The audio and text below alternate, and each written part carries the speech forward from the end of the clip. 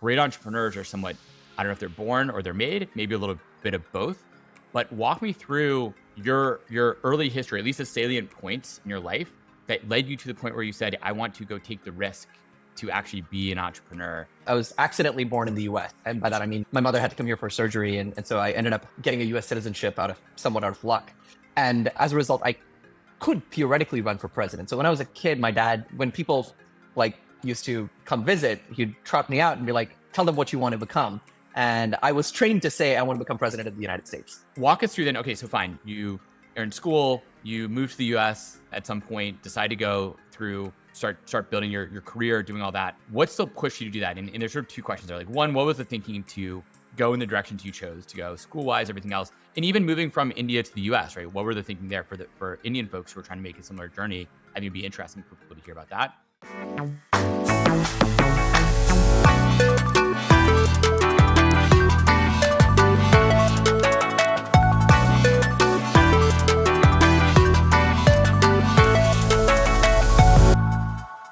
Welcome to the next episode of the Entrepreneurial Excellence podcast interview series. I'm extremely excited to welcome my friend, colleague, partner, Hari Raghavan. We met a few years ago together when we decided, when Hari was already building out Abstract Ops, wanted a co-founder to build all that out, and did a ton of entrepreneurial dating to find a co-founder, and we met each other. And now, probably 4.5 years later, at this point, we're still working together despite having a co-founder breakup and everything else. And so I'm just excited and frankly honored to be able to spend this next 90 minutes or more with you talking through what it means to be a great entrepreneur, because you've also helped build a company that went public, which is so rare. You've done so many cool things in your career, and I know there's so much more to come. And learning from you and hearing what you've seen will hopefully be really helpful to our entire audience today. So Hari, welcome to the show. Thank you for having me, and the honor is all mine. I think you and I have a dynamic, a vibe, staccato, and dynamically fun on a podcast. I hope so. We'll find out. So walk me back. What I like to do with everybody is really just go back. I think every entrepreneur, you start in the really earliest days. I mean, it's easy to talk about careers, but maybe even goes back actually further than that. Like the great entrepreneurs are somewhat, I don't know if they're born or they're made, maybe a little bit of both. But walk me through your early history, at least the salient points in your life that led you to the point where you said, I want to go take the risk to actually be an entrepreneur and go build a company instead of having what probably would have been an amazing job working, quote unquote, for the man, or at least not for yourself in consulting or big companies, or a lot of different paths you could have taken in life. What are the early life things, even school related, that led you to that point? Yeah. I mean, I think a lot of this stuff gets mentioned in childhood, right? Even before school. So my grandfather and my father were both entrepreneurs. So I never really thought of that as their job, because that's not a thing in India. You don't say I'm an entrepreneur. You just say I run a company, right? And so does it matter what size of company you can make? I run a company. It's two people, but it's just I run a company. Right. But no, they actually ran, I think, multi-100-person companies and stuff like that. And so they built out chemicals manufacturing and plastic manufacturing and stuff like that. But yeah, no, apparently it runs in my blood.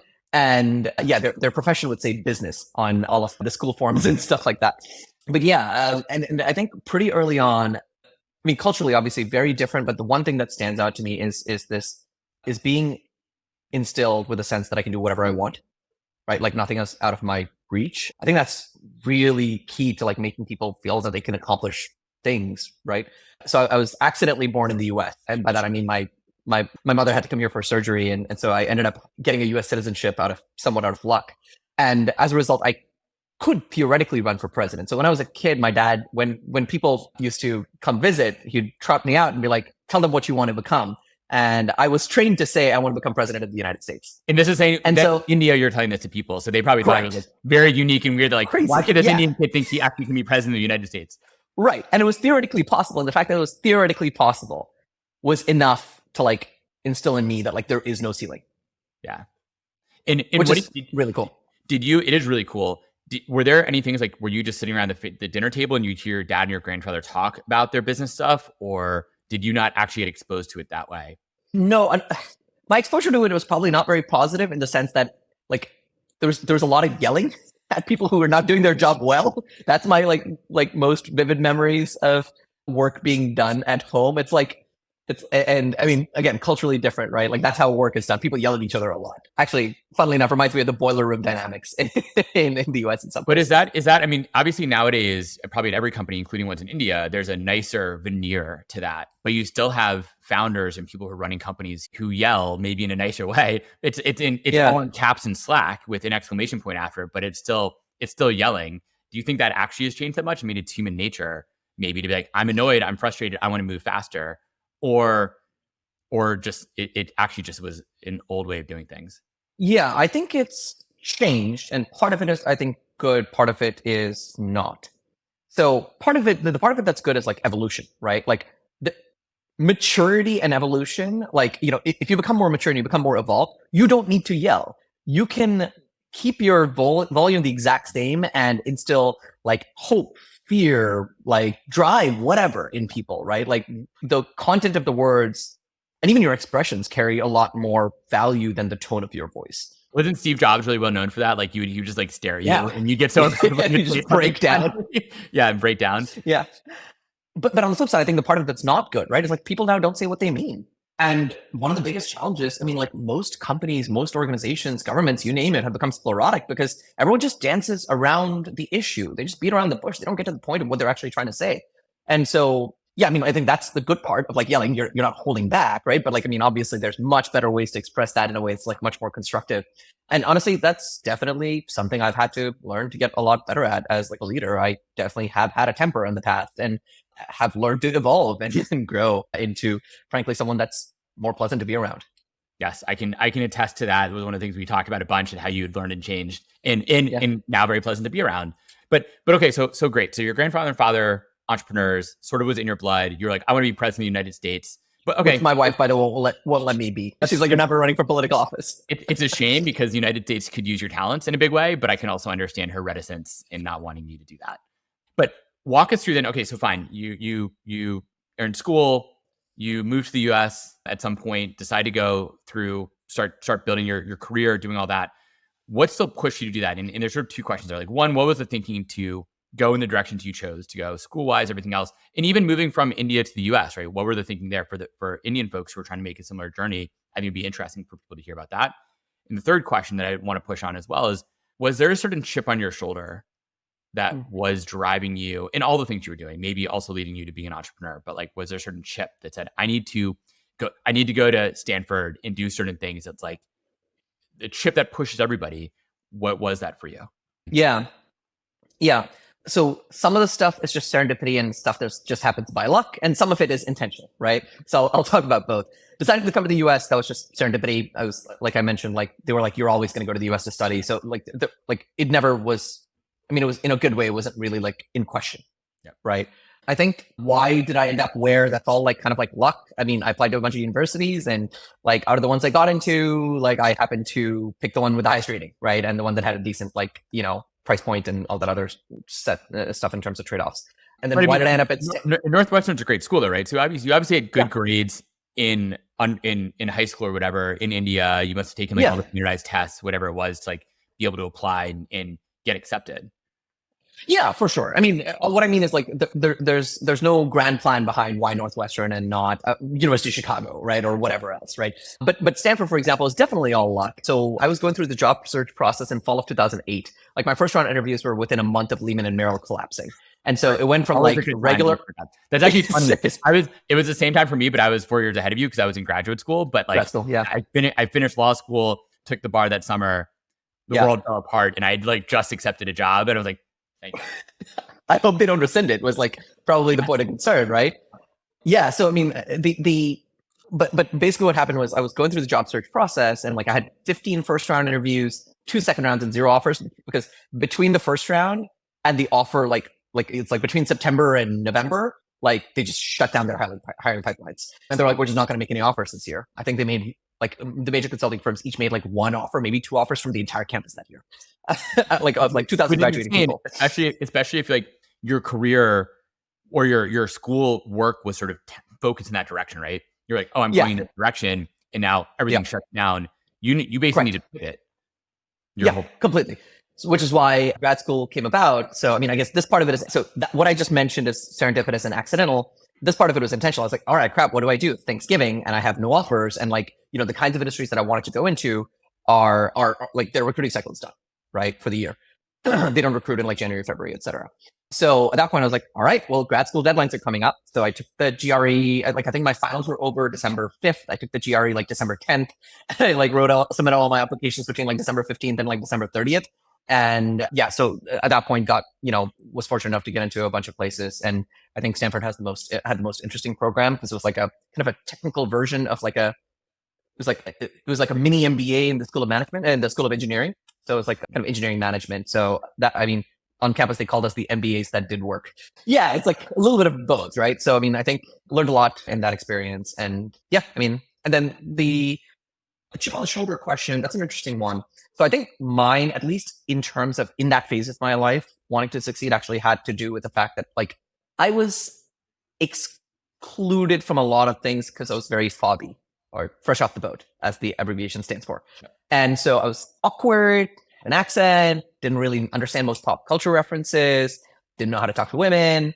And so I just wasn't invited to a lot of things. I basically worked really hard on it for like a year and lost my accent and like watched like TV shows and movies nonstop to like catch up on pop culture and essentially just like got over being a fob, if you will, which to be clear is not the only path, right? There are a lot of other people who are also like straight from India and they formed really strong bonds and like built communities inside the South Asian Student Association and stuff like that. It's not the path I wanted to choose. So I just wanted to like assimilate basically as quickly as possible. And so did that. And like, I think that stayed with me for a long time. I'd say for 10, 15 years plus. I think it's only in the last like 4 or 5 years where it's like stopped bothering me that like I did not grow up in the US. So you had that sort of chip on your shoulder about that being fresh off the boat, everything else. You go to Stanford. So now you got the credentials, Northwestern, Stanford. You've kind of assimilated to some extent, got up to all US pop culture. And yet you still then go to consulting. So like what made you to still decide it was like, just, I need to go to consulting as the next step that made sense for you? I think it was about keeping options open because at that point, I'm not sure that you could know coming straight out of college where you actually don't have any real world work experience. Like, I don't know if it's fair to ask a college student to pick the next 30 years of their life or 40 or 50 years of their life, whatever it is, right? And so my choice in consulting, in going the path of consulting was basically what will let me sample a bunch of different industries and functions and types of decisions and trade-offs and like all of those kinds of things.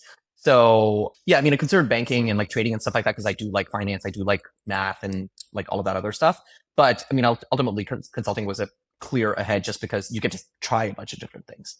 Yeah, but being at Stanford, right? So all that makes sense, and I agree. Like the optionality is great; you get to learn a ton with consulting. On the other hand, right, you're also at Stanford, which is the center of like entrepreneurial spirit. If you're coming straight out of college or grad school, you must have had a ton of friends, especially in the engineering department. Like let's go build a company together, right? People, of course, start their first startup right after college. In many cases, you're now coming after 2 years of grad school, and in the Stanford mix of Google's down the street, and all these other companies are nearby. So it still was more rare, I bet, compared to like the East Coast grad schools. So what's interesting is that wasn't really a thing back then. Yeah. In 2009, which is when I was going through it, like YC was a year old. Yeah. There weren't that many startups, right? Like, and the term unicorn was coined like 6 years later. Yeah. Being an entrepreneur was very much like the frowned upon path in a lot of ways, right? And I think it was only like 2013, 2014, et cetera, when you started to see the first crop of like really like fast growing companies. 2009 was like basically plus or minus a year from when all the companies we think of as like the success stories of the last like 20, 30 years were being founded around it. Like Airbnb, Stripe, Uber, Dropbox, they were all founded in 09, 08 and 2010, right? And so there were, Google, but to your point, Google and Yahoo and stuff like that were like from that area. Obviously, like Facebook was already a thing, and that was in Cupertino down the road.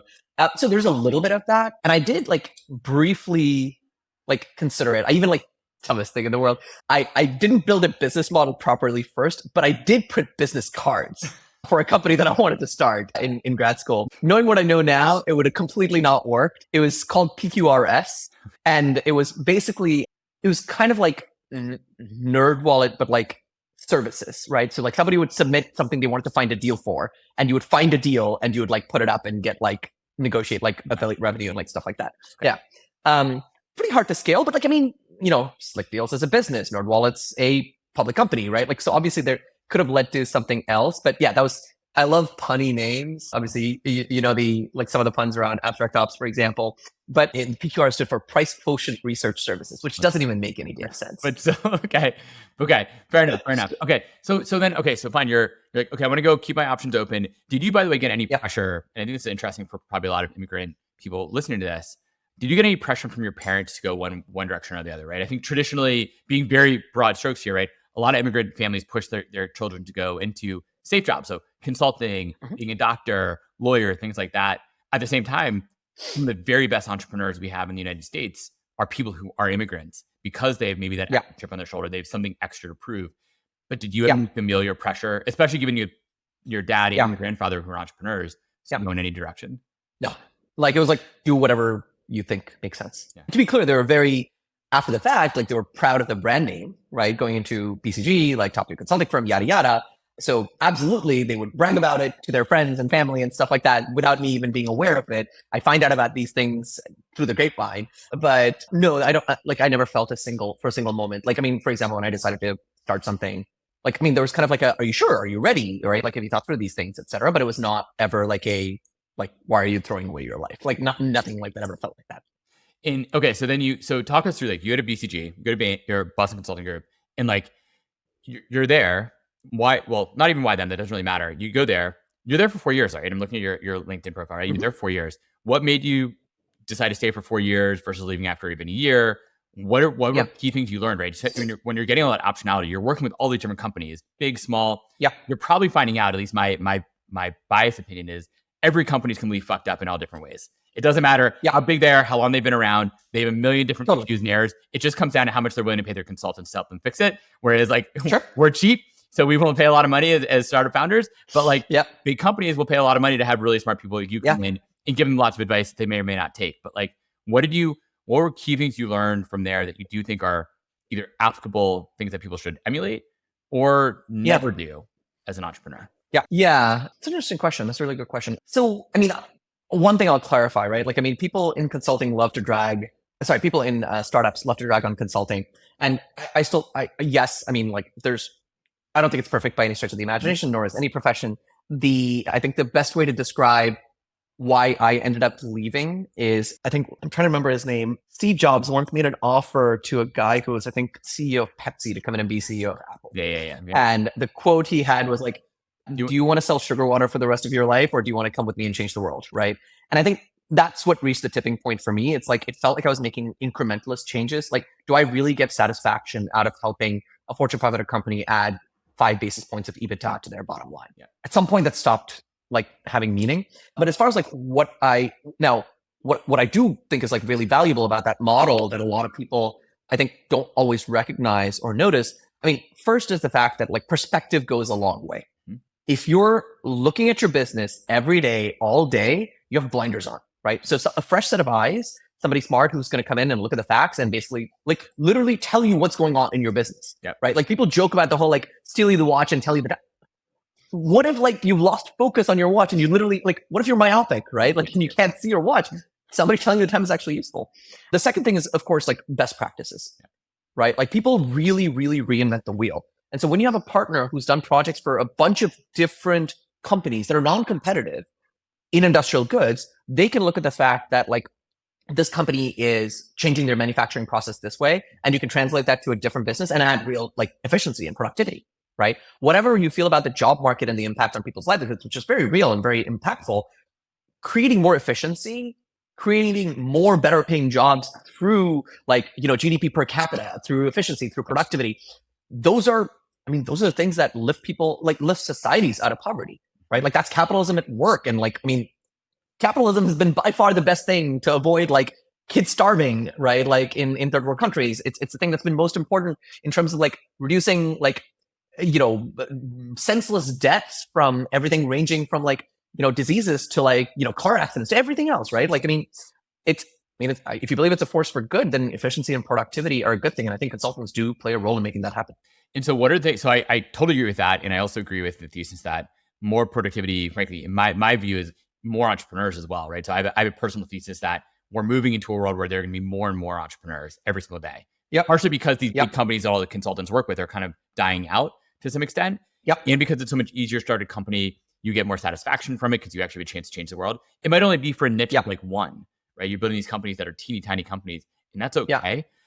But so are there lessons learned from these big companies, from your work there, that you would say, hey, you as an entrepreneur, these are things you definitely should do. Like how not to be myopic. Make sure you can't afford to pay consultants, so make sure you can still see your watch.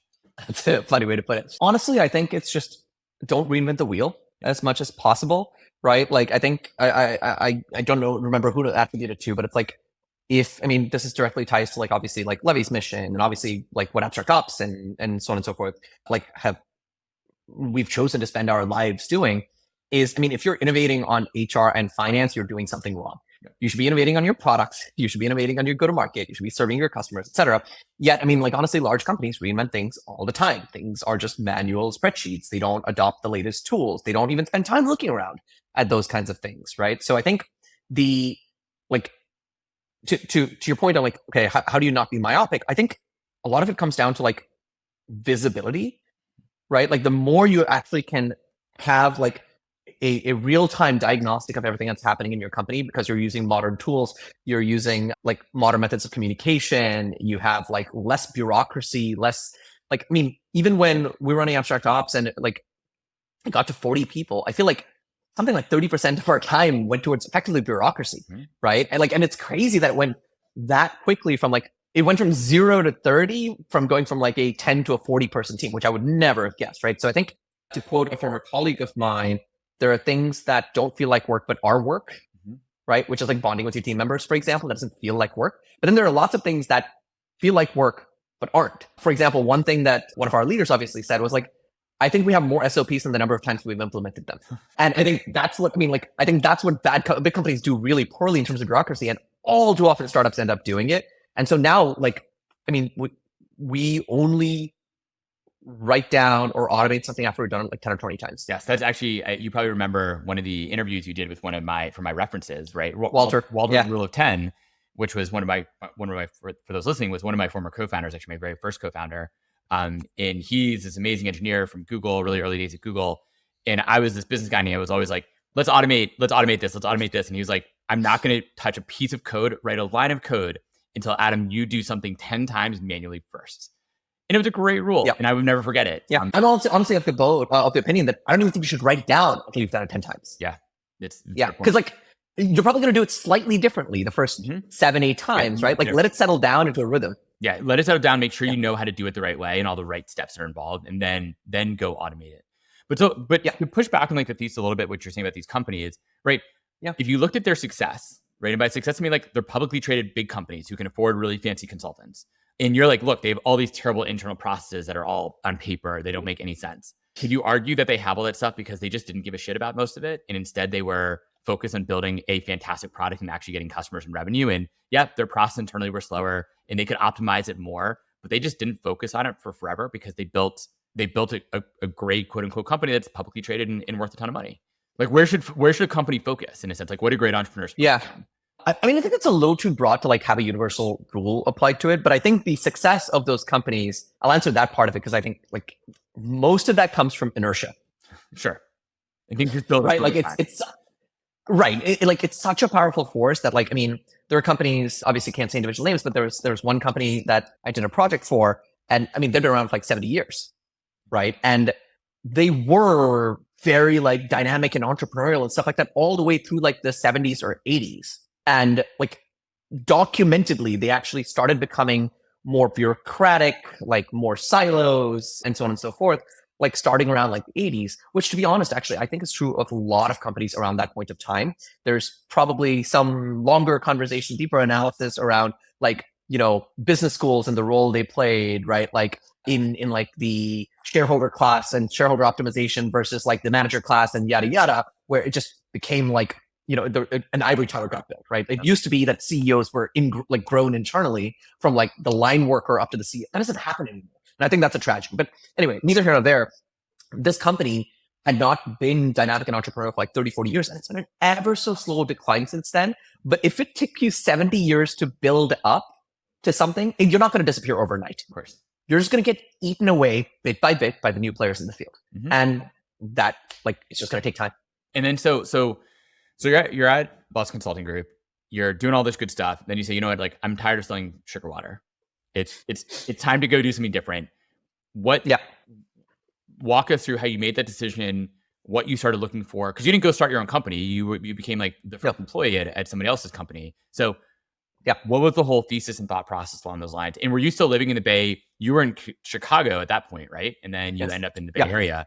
What made you think through all those different choices? I didn't have a job. I just packed up and moved to the Bay because I'm like, the decision was just, if I know I want to work at like a small dynamic like company, a startup, I knew like startups are likely to fail. So if it fails, I would rather have 50 or 100 options in my backyard rather than 5. So like, especially at the time, it was like 2014, there weren't that many startups in New York or in Boston or almost anywhere else, honestly. And so it was like, okay, well, if you want to get into the startup ecosystem, there's really only one place to be, which is the Bay Area. And I think the Bay Area is still very much like the center of gravity. That's changed a little bit, but like, I mean, it's still, I think, by far the most important ecosystem in the world. And so I just like picked up and moved to the Bay Area.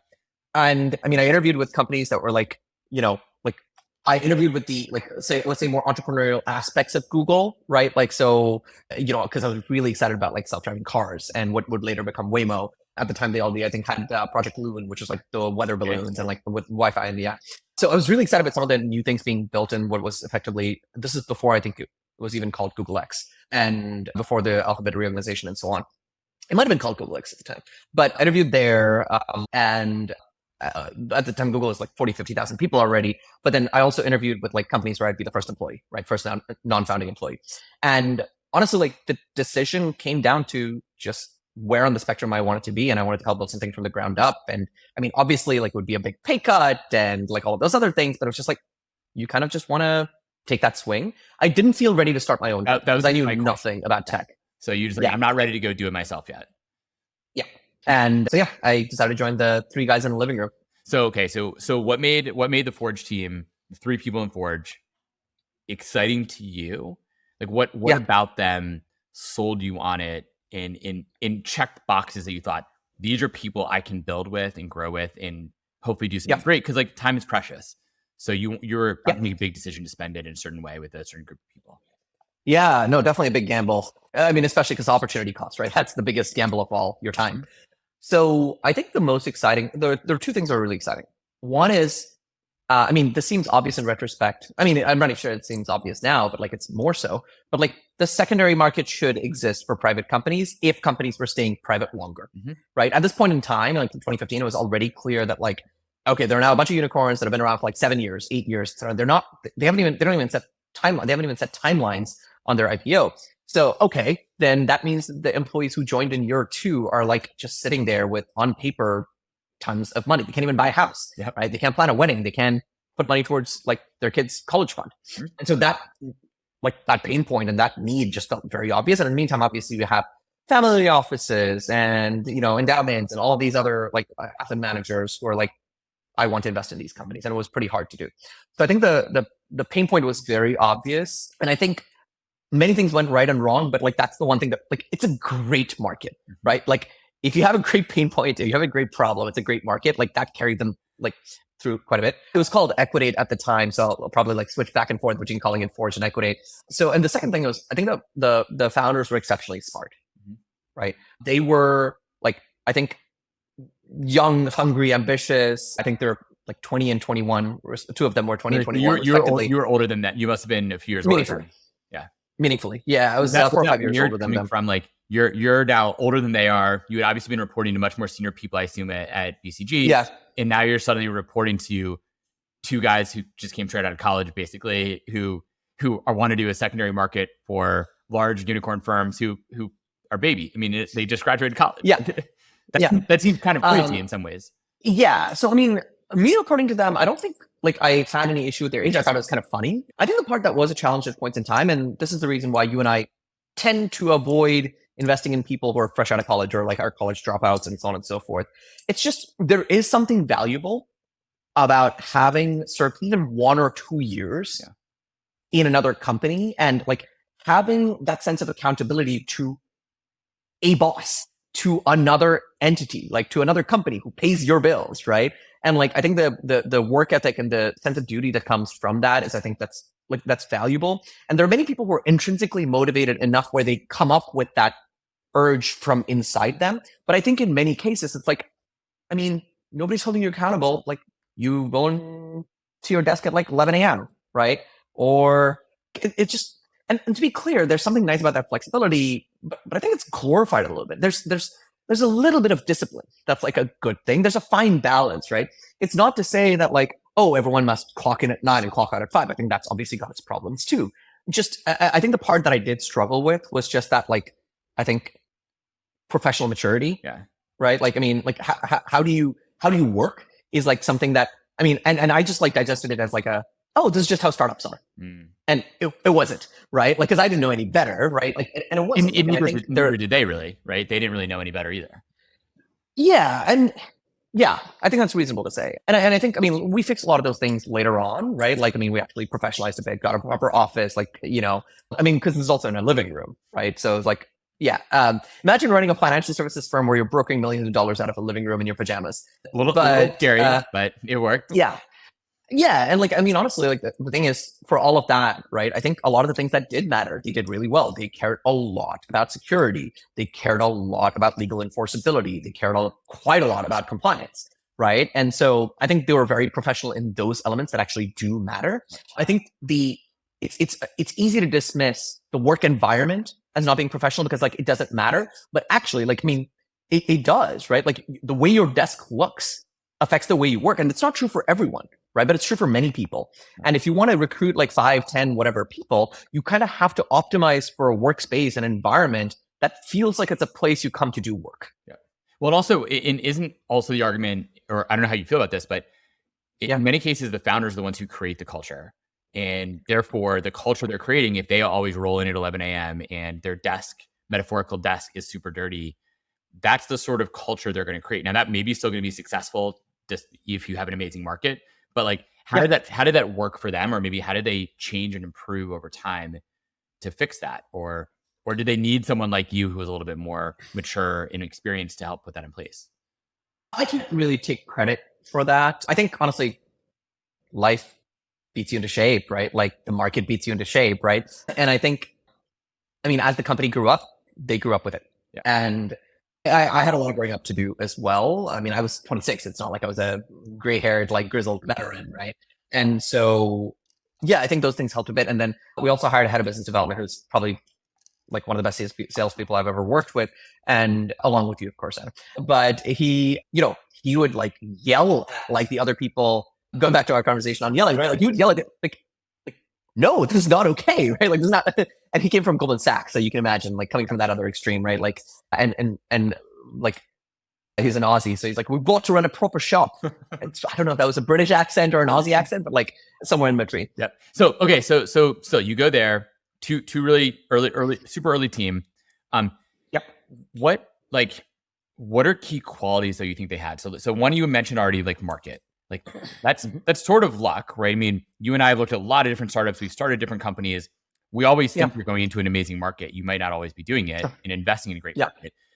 Is it that made them different, or they just had a certain unique insight? Like obviously, you can say it's obvious that could have existed, but there was equity. There was Forge. Like it was basically you guys, and I think you had another competitor at some point. I think Equity Zen. Yeah. Like, but that was it. And so it wasn't that obvious. Like even though it should have been, it wasn't that obvious. Yet they figured it out. Yep. There's something about them. Or even you too, right? You still chose to go there. So you obviously grasped the idea of the market too, that said, oh, this is something real and not like 99% of the other ideas that actually are not a real big market. Yeah, I'll try to narrow it down. It's never one thing. So I'll try to like identify 3 or 4 different things, right? Like that kind of like was the right confluence, right? The perfect storm that like caught the lightning in the bottle. First, as I mentioned, they're exceptionally smart. The second is they're very ambitious. So like, very like, okay, put a dent in the world, et cetera. And I think that's really important too. Third is, I mean, yeah, I do think they had earned insights around like why this would work this way. And I think part of that was also willing to take willingness to take like basically ruffle a few feathers.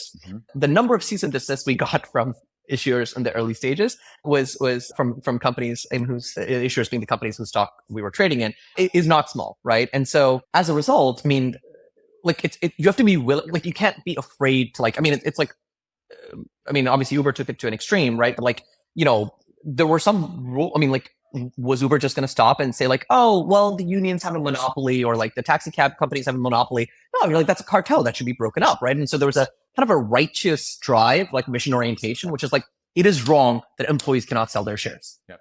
I don't care, company XYZ, that you say it's not possible. This is a fundamental right for an employee to do what they would like with their equity that they worked hard for and earned. Right. And I think like that's the willingness to take that stand and be principled about that. I think is really important, was really important as well. And I think the part of it that's luck is like, it's just timing, right? That company started 2 years before would have died. That company started 2 years later would have become an also ran. Of course, there have been companies started 2 years later. I mean, like, sure, they're around, right? So I think that was a part of it. And then the last thing is, I think they were very good at identifying talent. Okay. That was actually one of my questions, but okay. Yep. Yeah. Like, that early team, the first like 10-ish people, by the way, for the first 2015, 16, 17, for the first 3 years that I was there, the company had been around like 6 to 12 months before I joined as kind of like a pre-seed-ish company with just like the 3 founders. So the first 10-ish people that joined, and when like by the end of 2017, 3.5, 4 years into the company's life, we were still 12 people. Wow. And that like 10 to 12 people were some of the smartest people I've ever encountered in any professional environment in my life. The concentration, and by the way, it also shows, I want to say like out of those 12 people, something like 8 people ended up starting companies. Wow.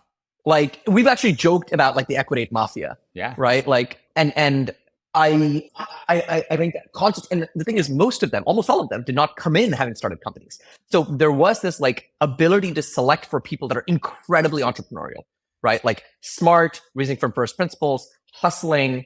Like, and I think one of the things that actually did help with that is that every single, and we've embodied some of this and tried to be intentional about it in Abstract Ops when you and I were doing interviews, but like everybody on the interview panel, right? Like 3 or 4 people, by nature of their personality, tested for something different. Yep.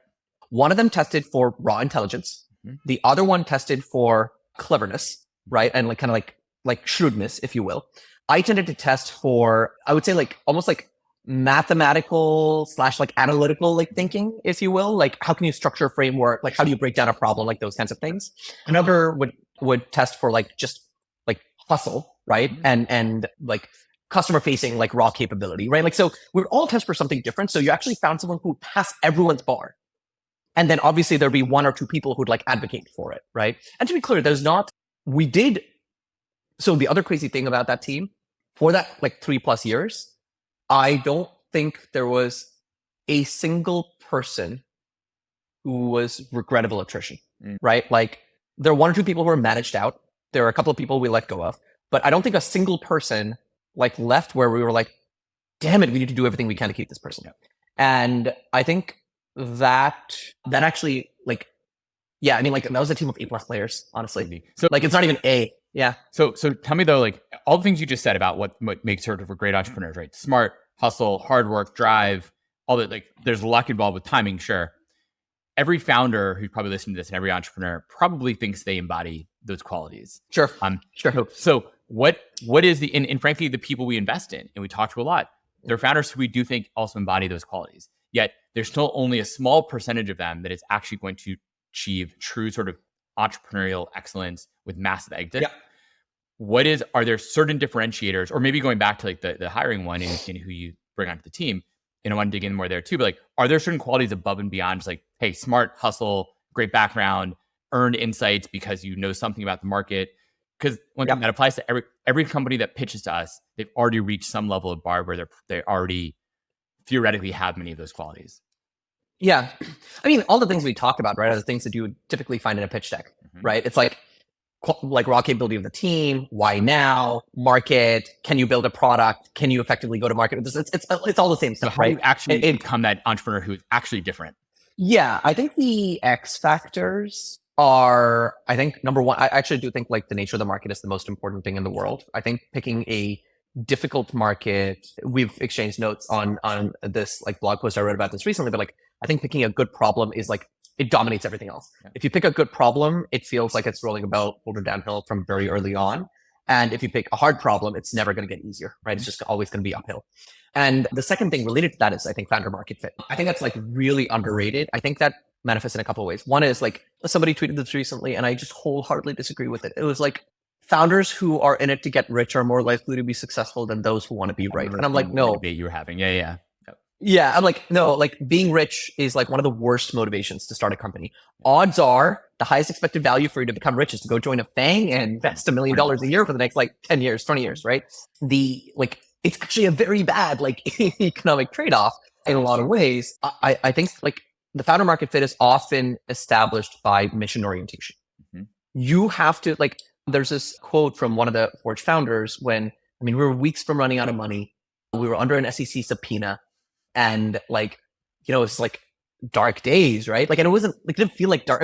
This conversation was not in the context of it's dark days. It's hard, right? It was just, we were talking about something else. It's like, oh, if this happens, this could go wrong. This happens, it could go right, blah, blah, blah. It was like that kind of conversation.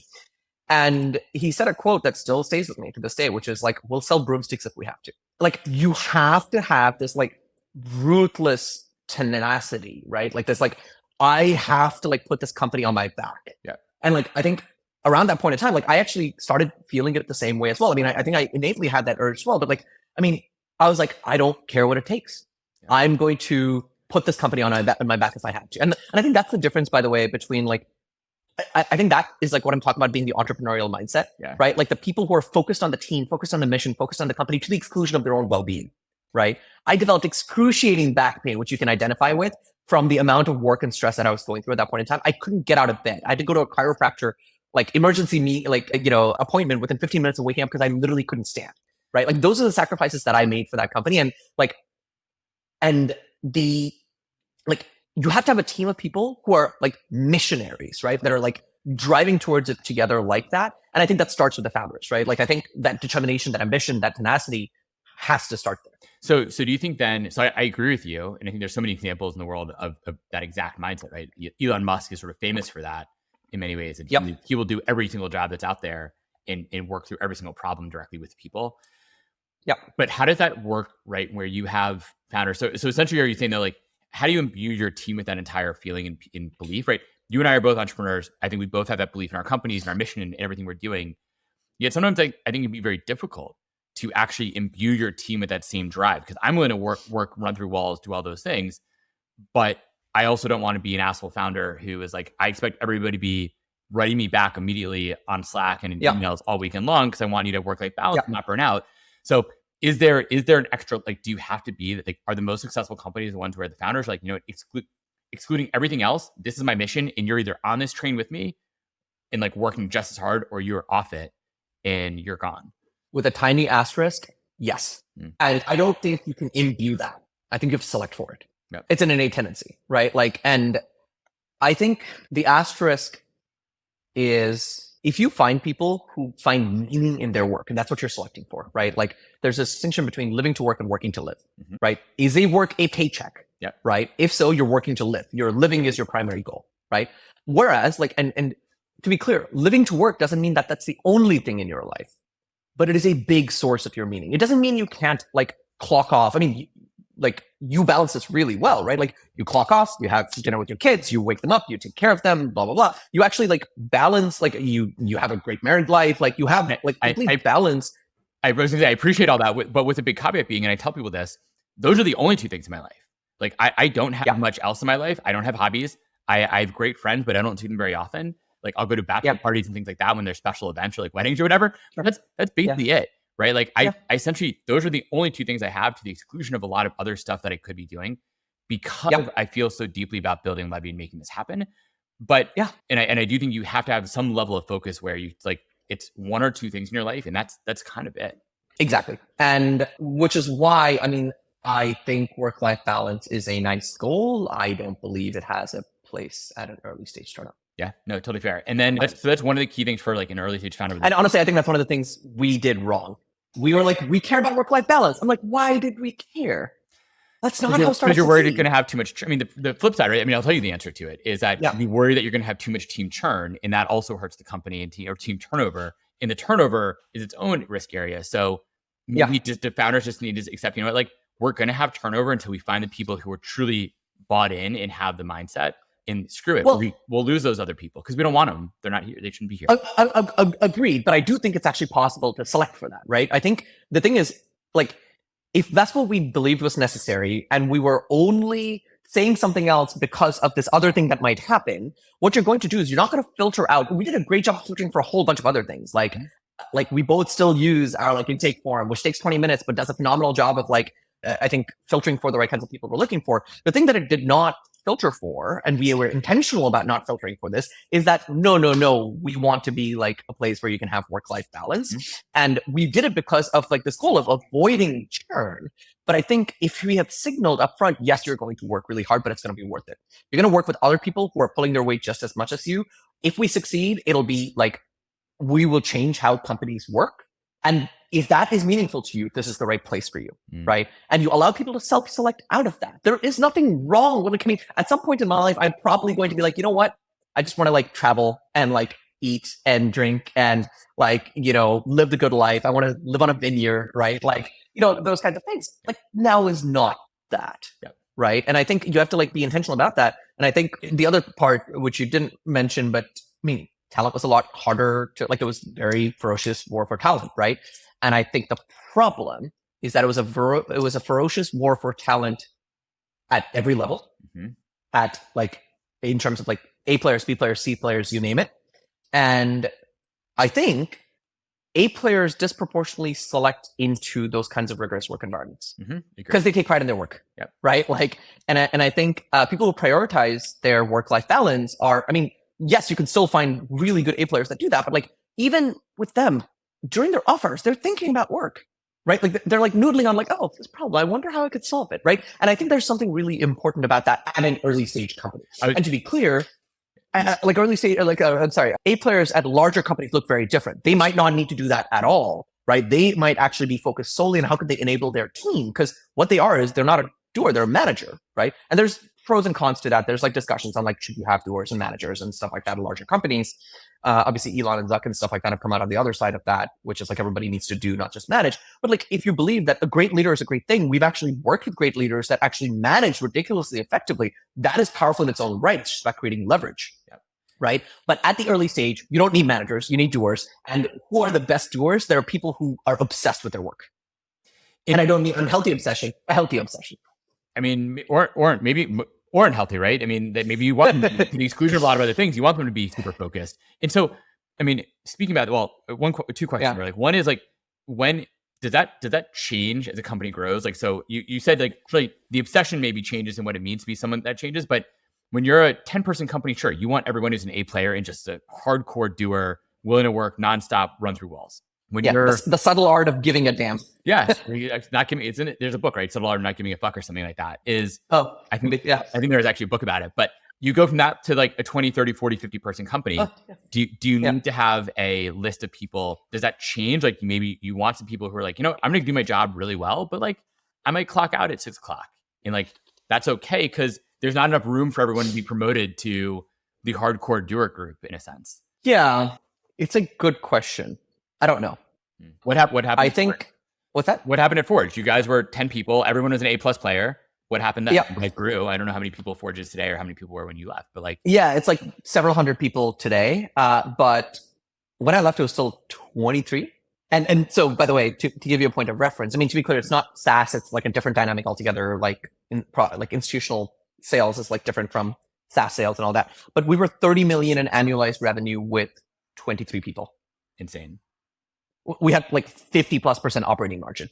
And that's the thing, right? And guess what? We were starting to pay out bonuses, right? We were each catching up to what our market rate would have been and then some. I know people that got 7-figure bonuses because they worked their ass off, right? And so, that's assuming obviously your motivation's money, which it might not be, right? But but you could objectively say at that point in time, we're the market leader. But also your point actually goes back to the thing you're saying, don't work for money. You might want to be working for money and that's the wrong place for you. work because you love the job, and money will follow. Like, I'm a big believer the money will follow if you love what you're doing. Absolutely. To work hard. Absolutely. And I think so that what you said, right, to double down on that, I think what's important, and that's kind of the premise of what I'm getting at, find the first 10 or 20 people, at least at that point in time, that I can definitively say, like, from my experiences, I have a strong, well-informed viewpoint on what it takes to succeed in that, like, 0 to 20 people, like, stage, if you will, what works and doesn't work.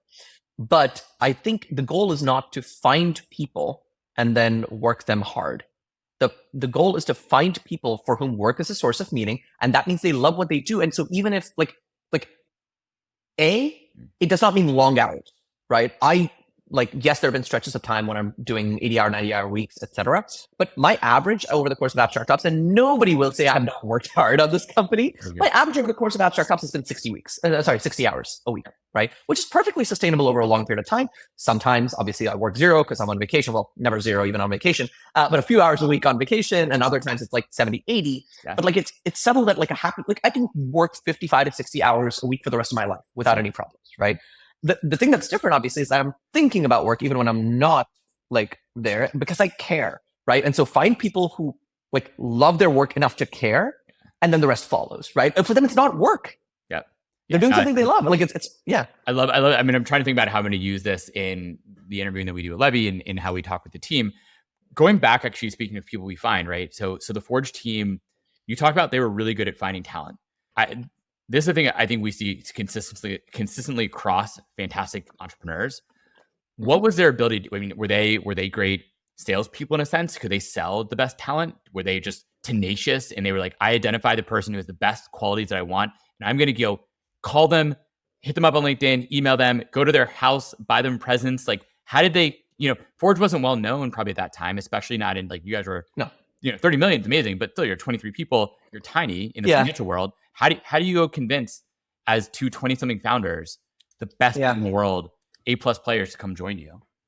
Well, I want to call out the fact that beyond me, it wasn't just them doing the selling, right? I was as much part of the selling as was Rob, was our head of BD, as were the other early employees as that started coming on board. I think it was a couple things. One is, I mean, every single person. So talented people want to join companies that look like it's like a big, hairy, audacious goal, like terrific mission, right? Check. They want to work with other smart, really talented people. Check, right? So once you have that critical mass, it's like success begets success, right? A players hire A players, B players hire C players, right? And the third thing was that employees have FOMO over missing out on a rocket ship the same way investors do. Mm-hmm. So our recruiting and ability to close candidates got way easier when we were able to say, we're going to do 4 million in revenue this year, up from $1 million last year. Yeah. And our growth is accelerating. If you go tell an employee that, they're like, where can I sign? Yep. Just like investors would say too. Just like investors. Mm-hmm. And so, I mean, I think like those are the 3 ingredients like attracting great talent. It's just like other smart people, big, meaty mission, and like something that's already working.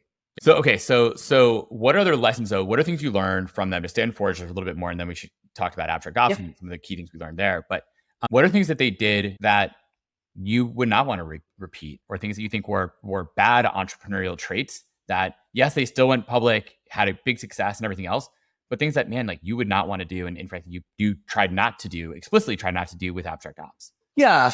And I'm not going to cast these as bad entrepreneurial traits as much as just values that I don't necessarily agree with. So yes, I did learn things that I don't want to do, but just because I think like it's really important to recognize what speaks to you in the journey, right? I think a couple of things were like kind of like taking a positive sum versus a zero sum mentality to the market, to partners, to employees, to everyone else. Like I've always believed that even if you personally take a little bit of a hit, but you make someone else significantly better off, that's still worth it. And like what you're losing will make its way back to you. And I don't just mean that in an abstract karmic sense, but like I mean your reputation, your like perception in the market, your goodwill, like the loyalty you build with each other. Those things continue to pay dividends for the next several decades. Yep. But not everyone takes a long-term view. And you could also argue great entrepreneurs in some ways shouldn't. They're trying to build an amazing company for the next, first of all, that just needs to stay alive for the first few years. Yep. Then second of all, you hope it takes off and grows and becomes something bigger and can support your family and friends and things like that. And then really grow into something really big and maybe generational. So maybe you're playing, are you playing too long of a game, Hari? And you should actually be playing the short-term game? we'll find out. I certainly think there are elements of that, right? But you know what? Like, it feels right to the point where even if I should be playing a shorter game, like, what do I feel like happiest on a day-to-day, like what fulfills me the most on a day-to-day basis, right? And to be clear, if that's not a priority for you, then yeah, like live your life the way you see fit, right? Like, And I will say, like, find Elon Musk obviously doesn't give two shits about how he's viewed publicly or how he's viewed by other people he works with. To the detriment, I can't imagine he has a lot of like close friends who really love him. But at the same time, a lot of people would follow him through a brick wall and work with him at any company that fact, right? So he's playing a short-term game in some way. He wants to change humanity, but like he's playing a short-term game from a personal perspective. Yeah, I think it's two things, right? It's mission orientation is one, and the second is like something that's already working. If Elon puts a stamp on something, it's going to work because he's going to raise capital like that, and he's exceptionally smart, right? So I think anyone. So to your point on like founders think like they fit these bills and blah blah blah, right? I think anyone who's trying to replicate any action, Bezos or Musk or Larry Page or anyone else, right? It's like, wait, hang on. Think about what makes them exceptional. Like, are you as smart and as polymathic as Elon Musk? If not, you probably cannot recruit the same kinds of people based on the same kinds of like credences. Are you worth $200 billion and you can fund whatever project you want for $500 million out of your own pocket? No? Okay, then you're probably not going to be able to drive the same amount of FOMO in your founding team, right? Like, so, I mean, you can't copy their playbooks, right? I think I forget who mentioned this to me, but like, Alexis Ohanian tweeted this. He talked about how people would approach him to be his mentor and he'd say no, mainly because he doesn't believe he can be helpful to them. Because he's like, look, if you're like a product manager, right, and a Series B company, your mentor should probably be a director of product at a Series C company. Somebody who has been there doing what you're doing a few years ago and can relate and can give you more actionable advice. Like, similarly, I think what founders should emulate is somebody who's one stage farther along, right? Somebody who successfully raised a Series A or a Series B, building in a similar space. Maybe they've like gone through something similar to you. I think that's what you should try to emulate. Look at what worked and didn't work. Now, the risk there is these are long feedback cycles. So a founder's company could appear to be working for like a year or two, only to crash and burn in like 4 or 5. But I mean, I think that's like much more relatable. I don't think there's anything to, I mean, advice is worth taking, right? It's like, it's something to file away, right? Like these great quotes and practices and stuff like that. There are things to file away. I mean, I think, for example, one of the things that large companies are relating to is like Elon fired 2/3 of the like team at X, and it's not thriving in some ways, but it's functioning just fine, right? And like appears to be on an interesting path. And like, it's worth treating these as data points without trying to emulate. Are there things where, speaking of Elon, Jeff Bezos, all those guys, it's another thing, and kind of good timing given Elon's book came out yesterday, and it was also like the Apple, like fall event, right? Because Steve Jobs was also known as being kind of an asshole too, yet people loved him. And if he were still alive today, I'd go work for him probably in a second if I had the opportunity to work with him. Are there qualities about them versus founders maybe who are much nicer, who just maybe it's the founders who are the biggest assholes who get in the news more often, so that's why we hear more about them. Or maybe they're the ones who change the world too, right? I mean, Bill Gates was the same way. He's a kind of wonderful person nowadays, but man, he was ruthless back then. And look how Microsoft changed the world. So is there something around that? If you really need to change the world, Travis Kalanick's another example, right? You need to be just ruthless and not give a shit. And those are the people that really will change the world and maybe build those generational companies. But there's a huge slew of companies that have been very successful with founders who are nicer. Or is there a difference in one thing we were talking about before? And is there a difference between being like an actual asshole or nice and an asshole in different ways? Like, how does that fit? What is the founder archetype that you think leads to entrepreneurial success? Yeah. So a couple things. One is, I mean, I think you do have to be ruthless about something. Right. I mean, but how do you know what that thing is? Because that thing could change from day to day. Or is there always something you're going to be ruthless about? Like, I'm just going to cut costs every single day. Like Elon's like, I'm getting all costs. I'm going to cut everybody, cut all costs, get rid of all my servers, cross my fingers. I think that's one of the elements that's a function of founder market fit, right? Like, it depends on the market you're operating. It depends on the DNA of your company. It depends on your DNA as a founder, right? Like, I think those things dictate what thing you should choose to be ruthless about. Like, I mean, it's like a multi-turn game where you're constantly iterating yourself and iterating your company and iterating like your focus and ruthlessness and all that, right? Like, I mean, one thing I struggle with is like ruthlessness of focus, right? Like that is a kind of ruthlessness. I'm not very good at that, right? So I actually have to lean into other aspects where I can be ruthless, right? Like ruthlessness about like quality, ruthlessness about like modeling things the right way to like in a way that like shapes the real world, right? Like, you know what I mean? Like there's different ways to to do it. Customer obsession, right? Like ruthlessness about like doing right by the customer. Like I would say Bezos was actually ruthless about, like, he was perceived to be an asshole, but it was because he was ruthless about focusing on the customer, right? Elon's ruthless about saving the planet, right? And like making humanity interplanetary, right? Like there's something that you're ruthless about. And like the idea is like everything else that you're doing is just subservient to that goal, right? And so, yes, you do have to be ruthless about something. And like then the question becomes, can you accomplish this without being ruthless with your people?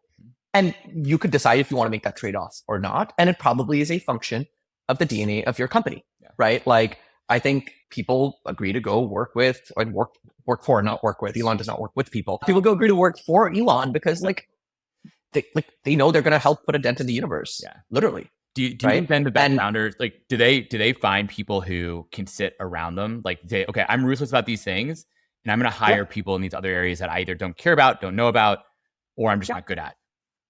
Yeah. I mean, and it's finding, like, it's, I'm going to say two things that are seemingly contradictory, but like, I think people who work with like idiosyncratic, like very strong personalities like that, like they often, in choosing to work with them again, they like understand what they're coming into and like they know how to work with the person. And those people are also less ruthless with people that they have trust with, right? Like Jobs and Johnny Ive had like almost like, from what it sounds like, almost like a romance, right? Like in terms of like how they worked well together. And I think, I mean, it doesn't sound like Jobs was really like ruthless with him. He was with everyone else, right? And so I think like and by the way, all the people on like Johnny Ive's like industrial design team were probably like, yeah, okay, we would have put up with Steve's like, you know, anger once in a while, but my manager, like people don't quit their companies, they quit their managers, right? But my manager takes care of me, and that's all you need, right? You need people who like, The other thing is, I think, you and I've spoken about this a little bit, but like, I do think that you can't be nice and seem nice, because then the world will just steamroll you, right? Like people just take advantage of you left and right. I think you can't be an asshole and seem like an asshole, because then the world will reject you, steamroll you, right? And I think, honestly, like he's objectively successful again, but like for a lot of people, Travis Kalanick is considered an outcast. There are people who will just not work with him again, right? And I think he is already, from what it sounds like, has built Cloud Kitchens into something Cloud Kitchens into something that's like objectively quite successful. But he made trade-offs, right? You have to like close your, like you can't get along with everyone that way. But on the flip side, I think if you are either seem nice, but you're not, you're looking out for like what strings to pull, what pieces on the chessboard to move, then yes, I think you can get away doing that, because like you will have lined up effective outcomes for you, right? Regardless of how people interact with you. And I think that is a form of success, which unfortunately correlates with sociopathy or psychopathy, right? That's what most people think of as like, you know, sociopathic CEOs. And then I think there's the other one, which is like you seem like an asshole, but you're actually very nice on the inside. And I think that characterizes a lot of people as well. And I think that's not good either. But for better or worse, I think my opinion is those are the two combinations that can actually work. And how do you either figure that out for yourself or train yourself? Let's say you're a nice person, like you care about your team, you want everyone to do well, yet you know you need to have some elements of like being an asshole to some extent.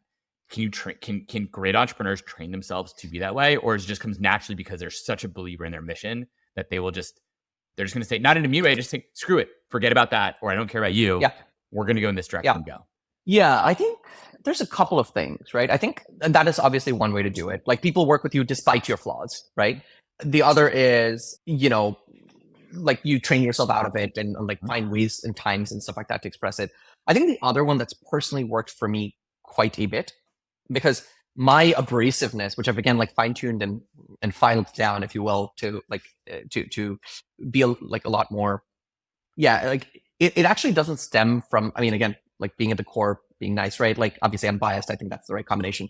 I think you have to find ways to compensate for yourself, right? You either hire leaders that like bridge that skill for you in other ways, or I think you actually build a culture that is just like very, very hyper rational.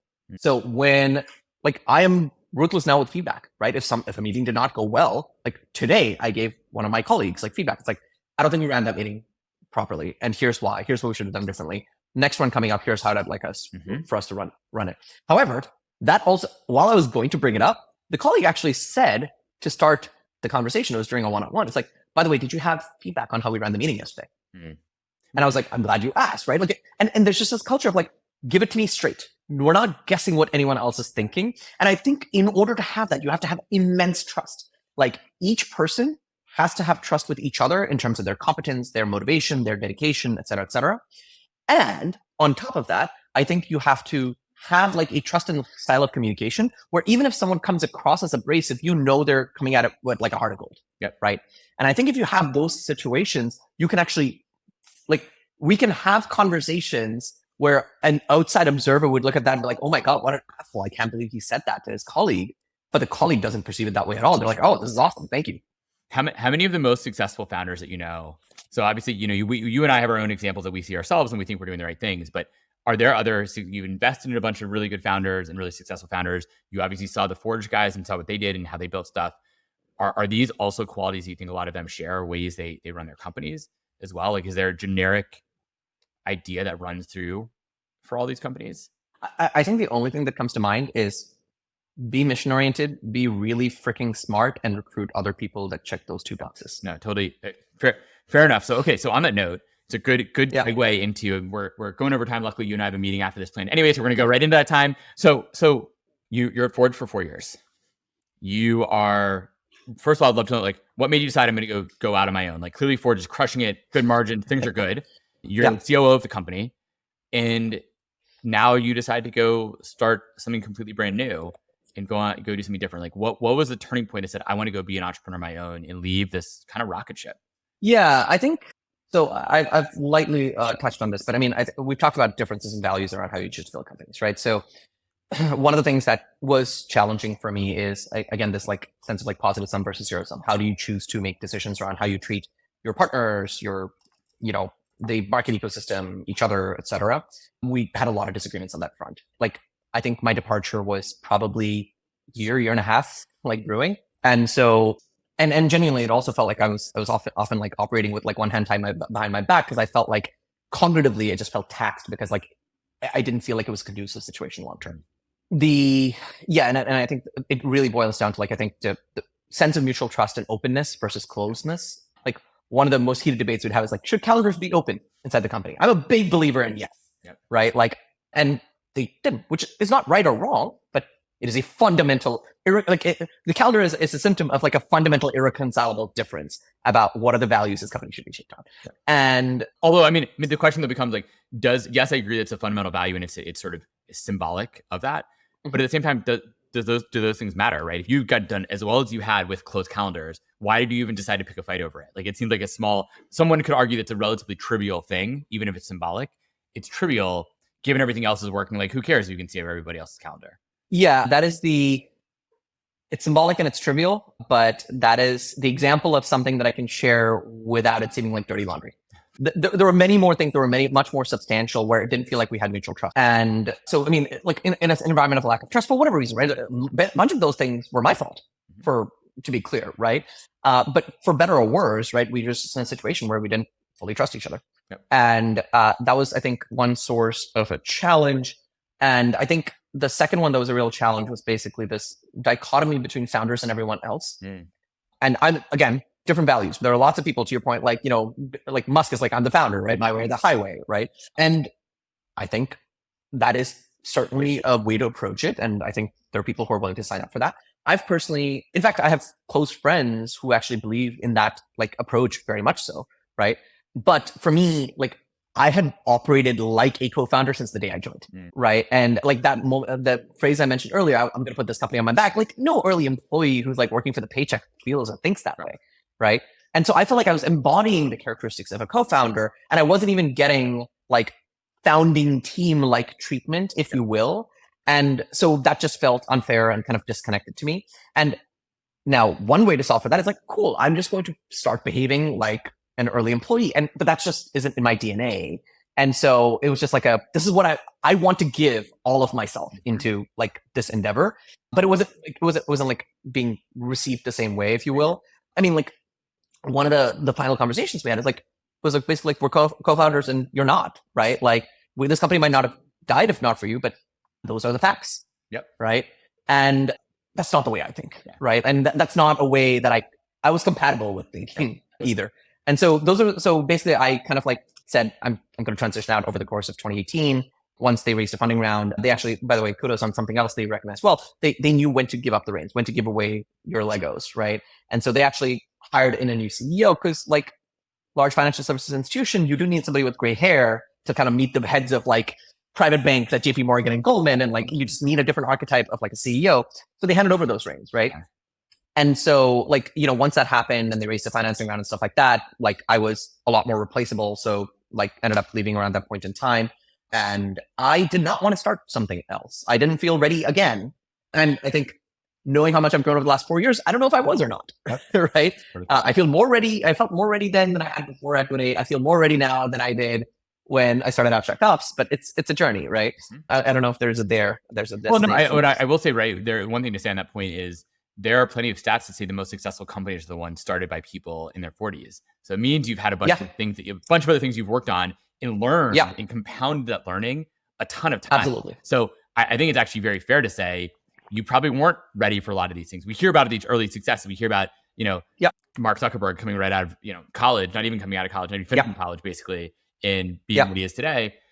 Those are really rare. It's usually the people who have been through it a bunch of times. Like, man, I failed and learned. And every single one of those, by the way, both the Google founders and Zuckerberg, and I'm sure there are plenty of others, all the ones that come to mind for me, had either a leader instead, like Eric Schmidt, or a right hand, like Sheryl Sandberg, who covered those rough edges for them, right? And I think that's really important. And like the founder has to be willing to let that person cover for them. Correct. But not all founders are. That's actually maybe another question. Like, what is the level of ego that goes into great founders versus the truly excellent founders? Yeah. So the whole like emperor's not wearing any clothes thing, right? Like, I mean, it's really important to recognize that nobody knows what they're doing. Nobody's wearing any clothes. Well, going right? back to the companies you're consulting with, right? Going back to you were consulting with big companies worth billions and billions of dollars. They didn't know what they were doing. Yeah. So no one knows. Yeah. Right. It's just the totality of things somehow works, right? It's like a very complicated Rube Goldberg machine that's worth hundreds of billions of dollars. It's weird. So I know where some of the founder, like cult of the founder comes from. It's the fact that like you are told no, what you're doing is not going to work so often, so repeatedly, and so emphatically by well-intentioned, very smart people ranging from customers to VCs to employees to your friends and family to the market at large, where you kind of have to believe, as to a certain extent, I'm special. I have a secret that no one else understands, and they're all wrong, and I'm right. Now, the problem is, if you think that way about everything in life, you just become an arrogant ass, right? Because of course you don't know everything better than everyone out there. And so I think what ends up being necessary is feeling really sure about your like earned secret, the thing that you understand about your market and your customers and your world, your niche of your corner of the world, better than anyone else out there, but you're just as wrong as everyone else on everything else, right? It's like, in other words, it's being intentionally subject to the Dunning-Kruger effect about the thesis of your startup, but then like compensating for it by like a lack of Dunning-Kruger effect everywhere else, right? So I think like humility on everything except for your vision is like, or not even vision, earned secret, right?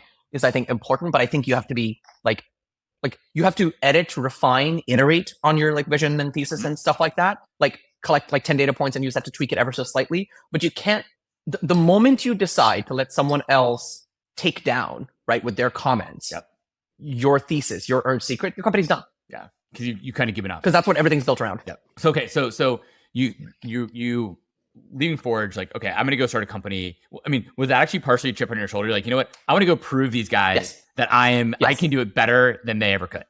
Absolutely. Of course. So yes, I initially didn't want to start a company. As I said, I wasn't quite sure I was ready, but actually coming back nicely to some of the other themes we've talked about so far, I interviewed at a bunch of companies to be like chief of staff or like, in business operations or like, CEO of like a subsidiary or skunkworks unit or whatever it is. And I actually thought that, these companies, Series B, C, D, E companies are going to be like, they're going to be more put together, right? But still agile because they're startups. It actually turns out it's the opposite, right? they are just as broken because they're a startup, but they've cut a bunch of bureaucracy. Yep. Right. So there were companies where literally, like, I mean, on this topic, right? There were companies where the COO who's interviewing me was a no-show to the interview, and they declined me a day later. I was like, and this is in person, by the way. So I traveled to go meet the guy, and he just doesn't show to the meeting. And he's like, "Oh my God, sorry, something came up." And I was like, "Do you want me to wait around for another 30 minutes? I can still meet him after." I was like, no, we'll get in touch with you. And then like the next day it was like, sorry, we decided not to move forward. I'm like, I'm there. I don't give a shit how like valuable your time is.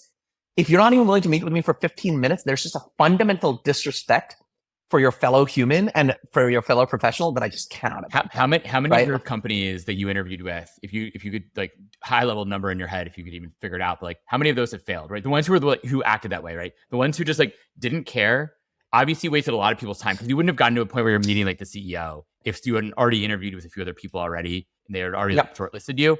Did the fact that they treated people that way lead to potentially some of their demise? Yeah, so there's, yes. I mean, they ended up getting acquired. It wasn't a terrific outcome, but it was okay. There are a few others that are like public and stuff like that, but their share price is in the toilet.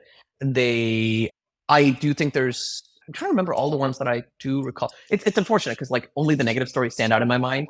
So there are probably a bunch of like good companies that I did. Oh yeah, there's one this one I have a little bit of regret over, but I actually showed up late to the interview because I missed my train.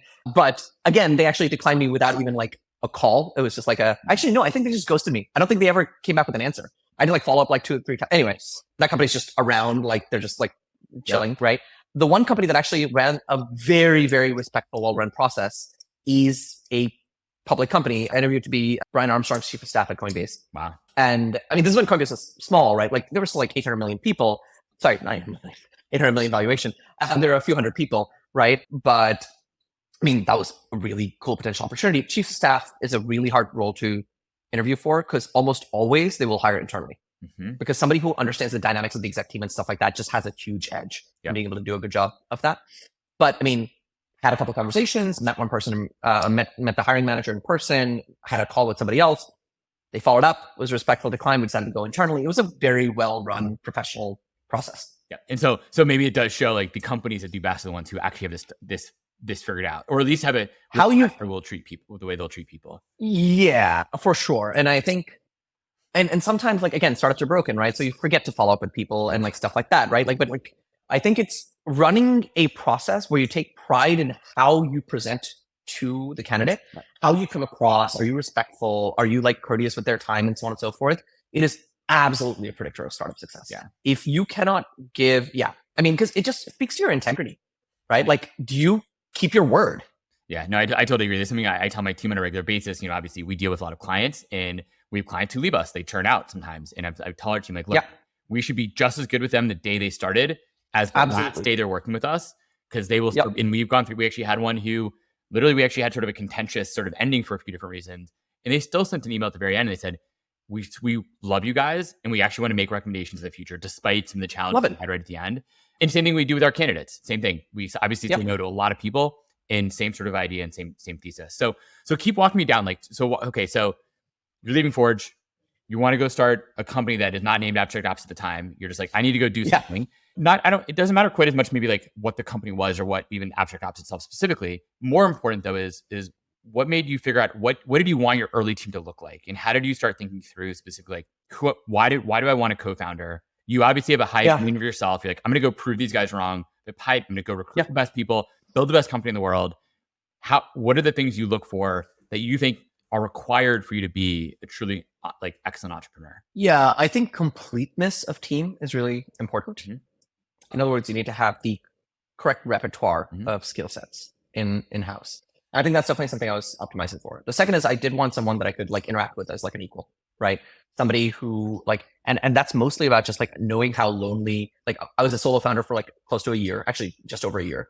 And I knew how lonely it was. And it's just like having somebody else, like, and having advisors or even like people that like you were tinkering with and doing projects, it's just not the same. Right. And so having somebody that like, I was like, okay, I can have full-fledged conversations on the strategy of this company and how we're going to build it and big trade-offs and big decisions and big important hires and all of that. That was like really important to me.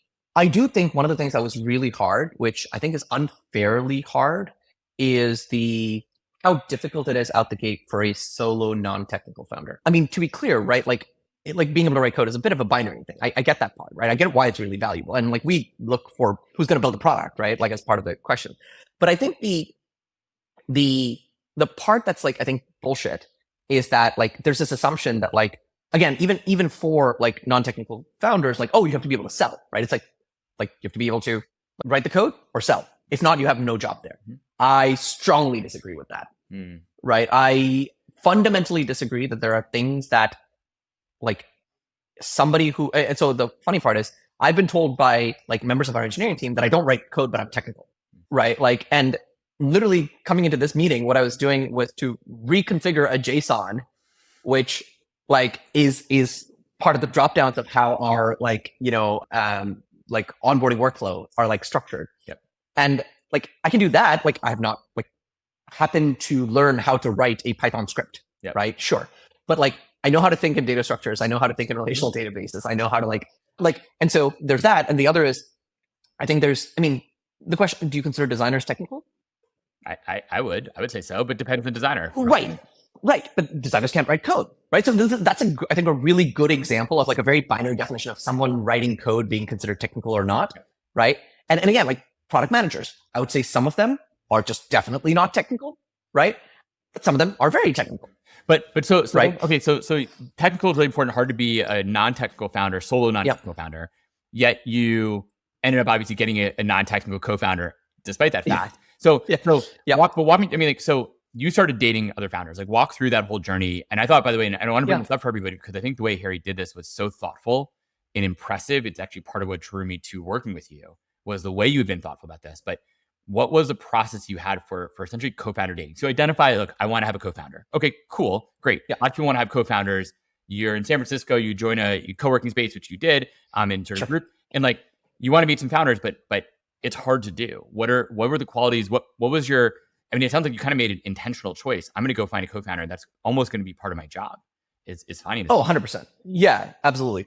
I think one of the most important things is just putting yourself out there, right? And I think if you have lots of conversations, some of them will go somewhere, right?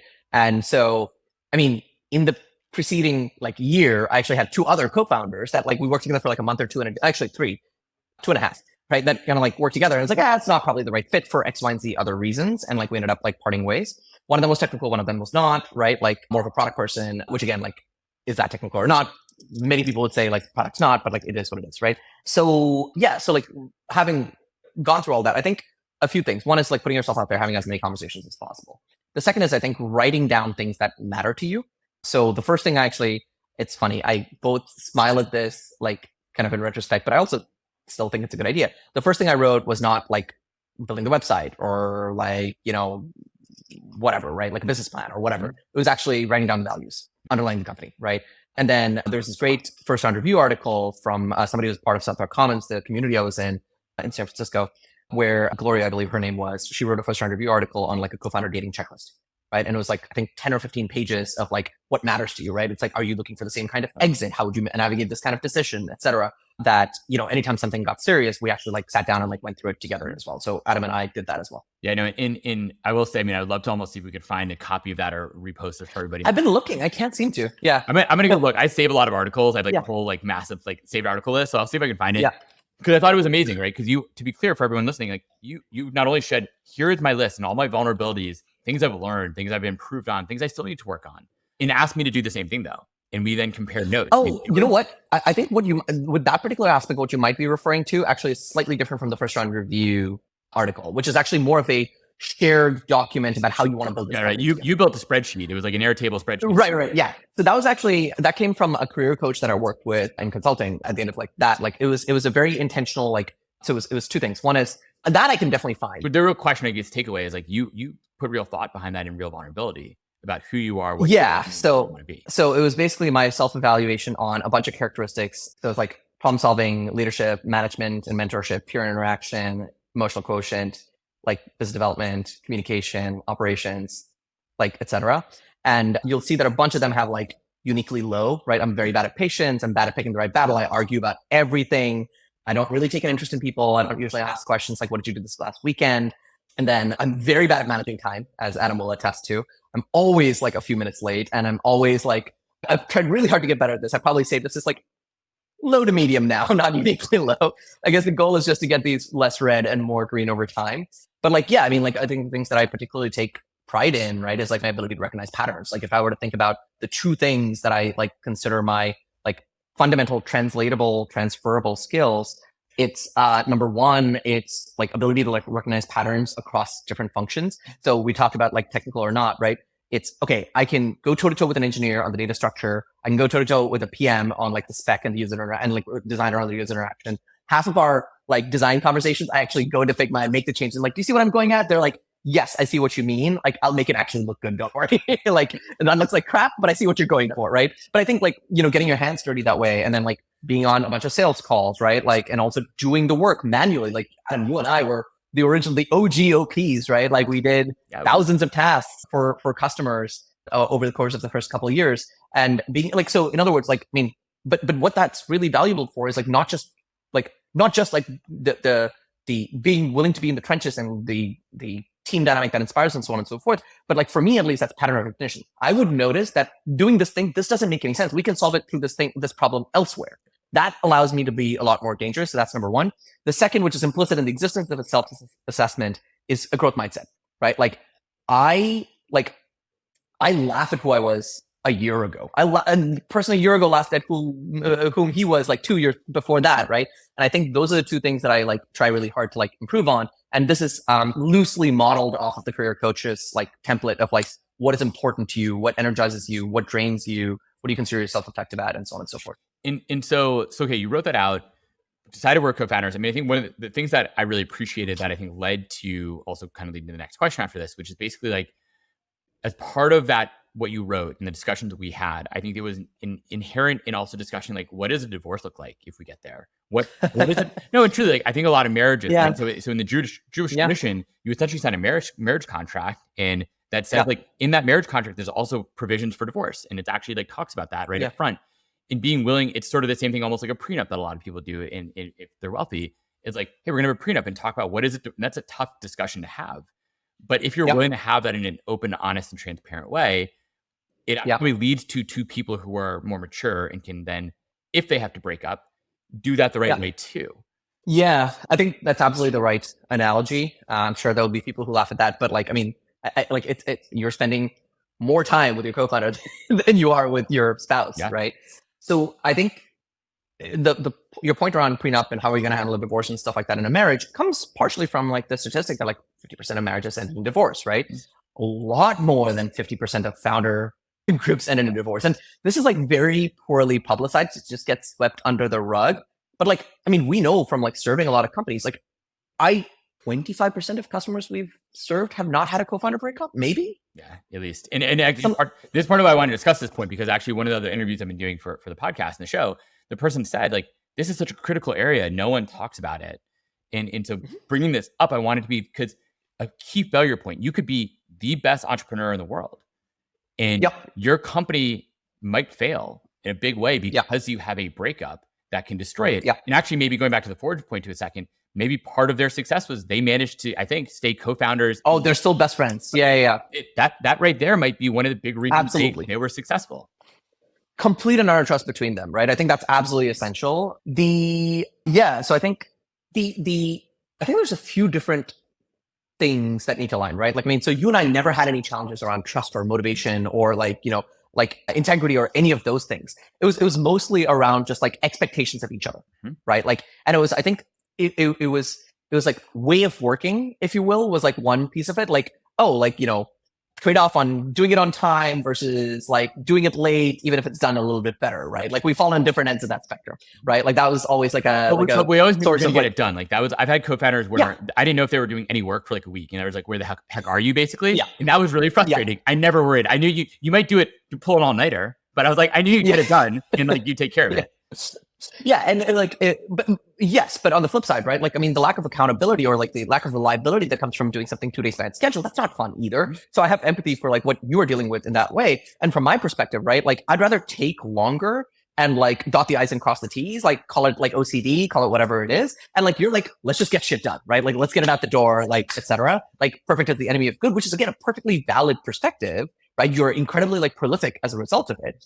But like, I mean, obviously there's going to be some edge cases where like, oh, this 10% of thing didn't quite go like the way it should have. And that was a trade-off you were willing to make. But for me, I'd rather be late and only have like 2% of things go wrong, right? Like, so like, I think those are like that was one. And then the other is also, I think for us, right? Like, I think the value of services, right? For you is like, people are willing to pay us real money for real value that we're delivering. Mm-hmm.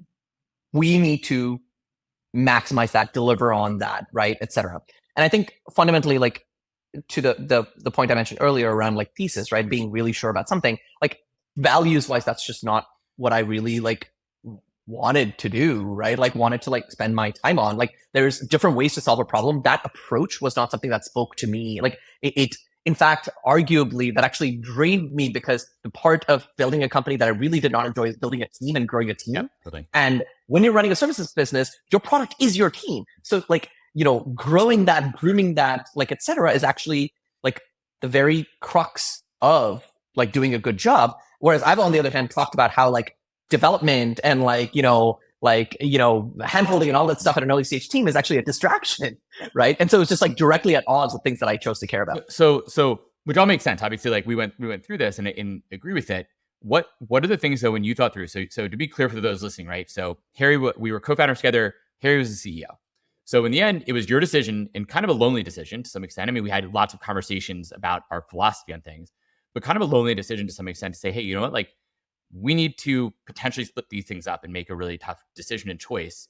How did you come to that decision? And I would say do it in a way that leads us to a place where we're partners on a fund together. We're having this conversation today and are both each other's best cheerleaders. What were the things you went through or thoughts you had about how to do that the right way and preserve a relationship and hopefully also go not only preserve relationship, but also do it in the way that preserved abstract ops and preserves something that became Levy? Because in many cases when breakups occur, it destroys all the value for everyone involved, not just for one founder, the 2 people. For everybody. Or 3 people, or the entire team that's working for the company too. It's really in customers, everybody.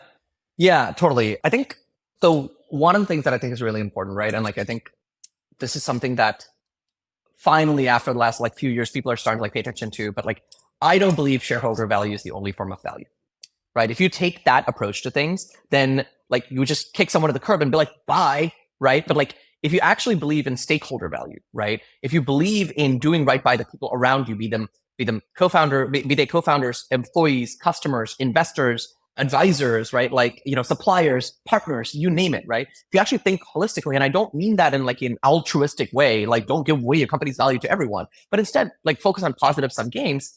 There are, I mean, to be clear, I definitely signed up for a lot more complexity through this spinoff, right? Like it actually resulted in residual tension between us for months because we were like arguing and haggling over customer revenue that was like part of the split up and like stuff like that, which in retrospect, I would have probably not done that at all, right? Like I probably would have like transferred over stuff and figured out some way to participate in it, right? Like I've told you this, Adam, but like, it's like, I was like, part of my mindset was like, oh, okay, we are helping sell this customer to Levy. We should partake in it. We'll get product revenue. I should just be like, let's do a trailing rev share for a year, right? Like, let's do 10% revenue. It like comes back to abstract ops for a year. That would have probably been like, you would have been way happier with that. And it would have been like about the same amount of money and way less tracking too.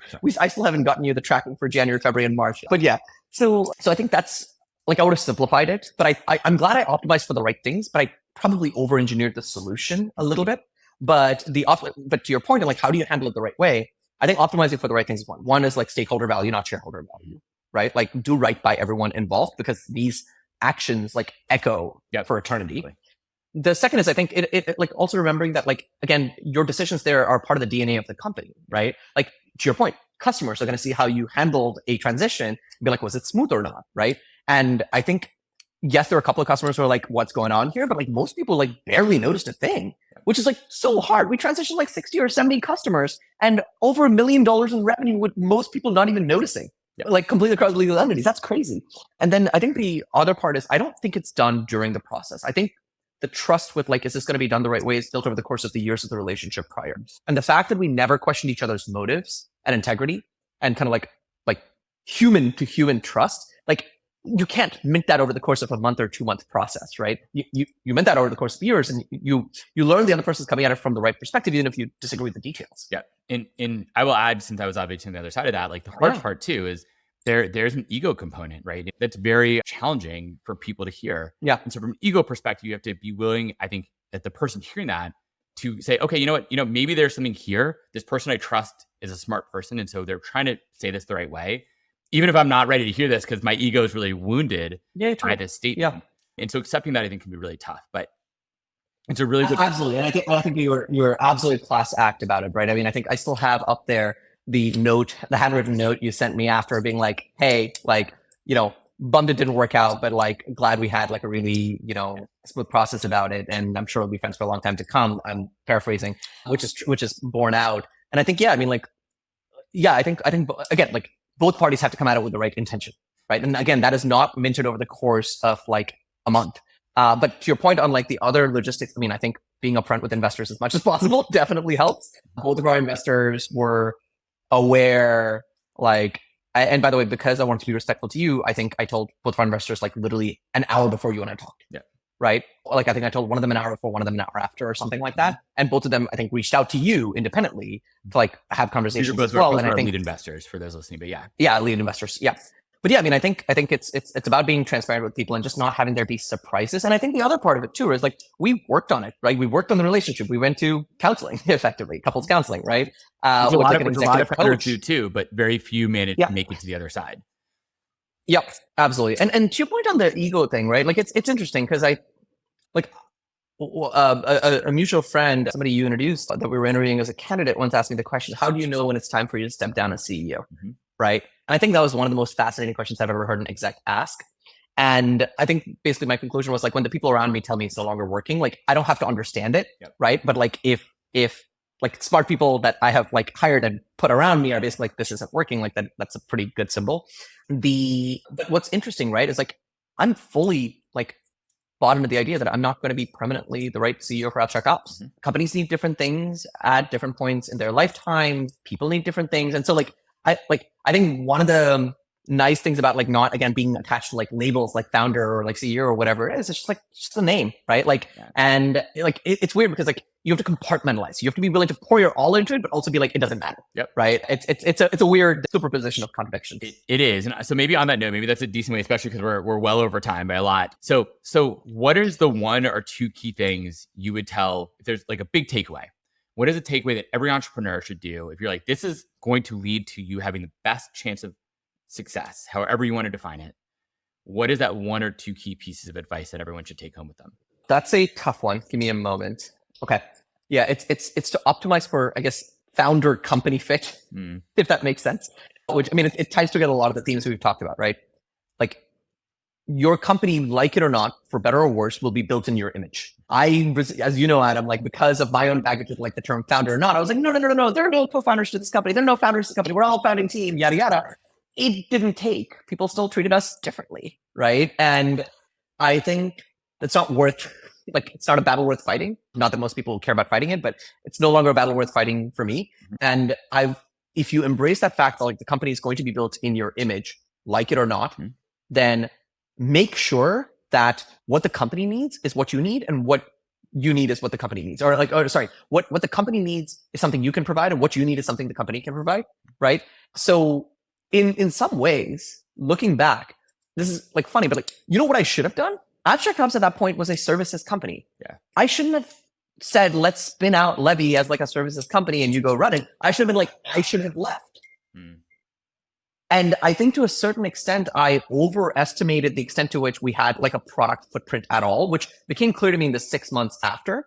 It's like, and maybe my ego is involved there. It's like, no, we built a lot, right? Like, yeah, but like nobody cares. So did you read like if a tree falls in the forest and like no one hears it, did it actually fall? I was going to just joke. The only upside of that is actually worked out, I think, much better for me to not have the baggage of all the investors in the company anymore. But I hear you. I think that probably would have been the right time. Yeah, and for what it's worth, our investors have been super chill with everything. Right? They've like they've been very supportive of all the twists and turns, all the pivots, and multiple rounds of layoffs and everything else. Which, yes, in that case, Adam, you would have also had to deal with 2 rounds of layoffs, which is another form of difficult thing to navigate. Obviously, harder for the people involved, but like certainly not without its mental health impact on the people handling it either. But yeah, I was gonna say, like at that point of time, Abstract Ops as it stood, like there's no founder company fit between me and Abstract. There was between you and Abstract Ops at the time, right? But there wasn't between me and the company. Like what it was, like it was not. I literally said like, I wasn't getting what I wanted out of the services. I was like, okay, so this is what the company is. Instead of trying to like change it into something else, I should just like understand, like, this is what it is, right? Is this the right fit any longer? So yeah, so I mean, I think and that manifests a few different ways, right? Like, is it getting you what you want? And honestly, if it's not, then maybe it's time to walk away. Yeah. Right. A lot of like VCs are actually like today, they're like, they get it. Everyone's going through a hard time, right? Like it's if a good friend of mine asked me a great question, which is if the company were taken away from you right now, what would you do? And like I asked somebody else that question. I was like, would you start it over? He was like, 100% not. I was like, you should wind up. Yeah. And on the other hand, like my answer was, I would do it again, but better this time. Yeah. Right. Like I would work on the exact same problem, but do it better this time. Right. Like based on the lessons that I've gathered. And so to summarize, right, like when I'm talking about founder company fit, it's basically you have imprinted your DNA of the company, but you're not the only one involved in that process, right? Mm-hmm. Customers have a say in that process. Market has a say in that process. Your team has a say in that process. And as a result, you have a baby that you might not recognize. Your job is to help shape that baby into one that has like mutual adoration and mutual love. Yep. And if you have not like ended up with that, then like figure out if it's still the right thing to keep doing, right? And everything else we're talking about, right? Like founder market fit, product market fit, right? Like technical founders or not, those are all an expression of founder company fit, right? Like like the company is the vehicle through which you express like what you're doing to the world, and like the company has interactions with customers, and that's what product market fit and so on and so forth. But it's really important to like I think mold the company and recognize that like you are referred to get with your DNA. And do you think, I mean, it kind of bring it all the way back to where we started. It sounds like you're kind of giving consulting advice. And what I mean by that really is like, you're in a good way though, you're essentially saying you need to be self-aware as a founder. Like your best advice to boil it all down, be freaking badass, self-aware of all your strengths, all your weaknesses, either fix them or get out of the way. Yep, exactly. Amazing. So Hari, where can people find you today? If you want to get in touch, get more advice from you, what can they do? Like email, LinkedIn, Twitter. Where should they find you? If they want an investment from you, where can they go to get that figured out? If you'll be willing to give them some of your time, tell everyone where folks can find you. Yeah, well, I'll quote something I mentioned earlier, which is like, nobody knows what they're talking about. So please don't come to me for advice. I'm happy to give you my opinions, but I certainly don't have confidence enough in what I'm saying for it to be advice. But I'm on Twitter. DMs are, I don't know I think they're technically open. You know, I do look at folks that send me stuff, and assuming it's not just like outreach for selling something new, I usually respond, even if it's to say, sorry, I'm not sure if I can help. So that's one avenue. And then obviously Adam and I run the Autopilot Fund together. You can find us at autopilot.fund. And there is a form on there to apply to have us invest in your company as well. And we both have pretty well curated LinkedIn. So if you'd like to ask someone, you know, to make a warm intro, that always doesn't hurt. I know some people are saying, no warm intros. I still think it has value. It has signaling and kind of like we're human, right? Like social proof plays a role in the whole process. So yeah, I mean, honestly, times are hard right now. So I hope whoever's listening to this, be it founder or VC, I hope times are treating you not too badly, or early employee or anyone else. I hope times are not treating you too badly, and good luck. Well, and if they are, hopefully you have an optimistic perspective, an optimistic viewpoint, because the world has so many opportunities for you if you want to go out there and grab them. So yeah, and being a founder and building a company is such a privilege, right? Like you had to pass like so many dying points, right? Like in terms of, you know, socioeconomic status and capability and right place, right time, and all of these things to be where you are. The Tim Urban graph of like, okay, there are all these points, and like you think like, oh, I'm here, I can't take those other paths. Well, there's infinite branching points from every moment in time as well. So yeah, I mean, like anybody who's been a founder, I think, has probably plenty of opportunity to contribute and put a dent in the world, be it through their company or not, but hopefully through your company. Yeah, completely agree. Hari, thank you so much for joining me today. I really appreciate it. Thank you for having me, man. Yeah, thank you.